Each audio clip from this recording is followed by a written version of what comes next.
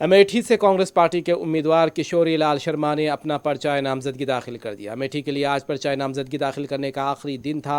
इस मौके पर मकामी कांग्रेस के लीडर्स भी मौजूद थे। बाद में मीडिया से बात करते हुए किशोरी लाल शर्मा ने कहा, कौन जीतेगा कौन हारेगा ये अवाम के हाथ में है, लेकिन हम सख्त मेहनत करेंगे। लोगों ने इस बात का जहन बनाया कि 40 साल से उनकी जो खिदमत करता आया है उसे कामयाब बनाए।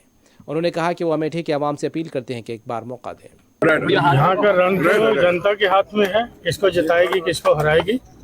तो हम लोग मेहनत करेंगे क्योंकि हमारा संगठन यहाँ पे पहले से काम कर रहा है और हम उसी के बल पे हम लोग यहाँ पे चुनाव लड़ेंगे और जनता के बल पे चुनाव। क्या इसका असर नहीं दिखेगा कि आखिरी समय में कांग्रेस ने यहाँ से प्रत्याशी बनाया है, तो कुछ ना कुछ तो इलेक्शन पे असर दिखेगा ना इसका? नहीं, मेरे को नहीं, मेरे को नहीं लगता, क्योंकि जहाँ जनता जब मन बहुत पहले से बना लेती है, जनता 5 साल में जिस भी की कार्यकर्दगी देखती है उसके प्रति मन बना लेती है।